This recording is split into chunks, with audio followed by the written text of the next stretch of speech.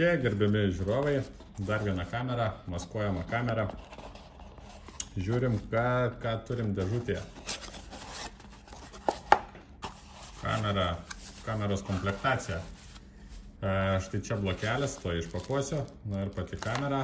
Ir žinoma instrukcijos. Instrukcijos lietuvių kalba ir anglų kalba. Tad jas rasit visada, jeigu jūs nupirksit, viskas su pajungimu problemų nebus. Komplektacija, du dalykai, maitinimo blokelis, europietiškas variantas, drąsiai galėsit į rozetę įsidėti, o čia standartinis senasis USB tipas ir laidas. Laidas, nu pasižiūrim, kokio jis ilgio, trumpai, na, žinokit, bus, tuoj pamatuosiu tiksliai jums, bus sekundėlę, tuoj susistiguosim, bet bus apie 90 cm.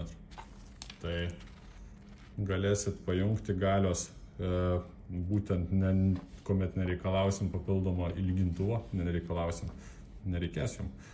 Tai 90 cm laidas, galios blokelis ir pati maskuojama kamera. Tokia ganėtinai jautri, pati kamera, mažutė labai, kaip matot. Štuo jums dar pridėsiu ir liniuotę, kad galėtumėt suprasti, kokią tai dydžio.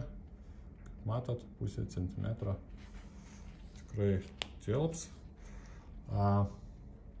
Pats laidukas, šleifas, jis šiek tiek yra lepesnis lankstymams.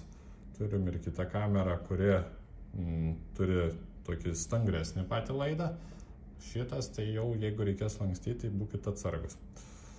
Bet pats korpusas, jisai šiek tiek mažesnis. Kortelės micro SD nėra pridėta, tą turėkit omeny, bet tikėtina turėsit kažkur iš seno mobilaus telefono. Pajungimas, na ir antena.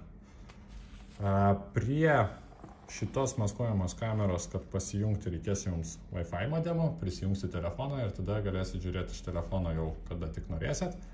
Na, o daugiau jinai turi judesio daviklį, tad jeigu kas nors pajudės kameros filmuojamam lauke, jau gausit pranešimą iš mobilaus, iš pačios kameros į mobilųjį telefoną. Štai tokia kamera.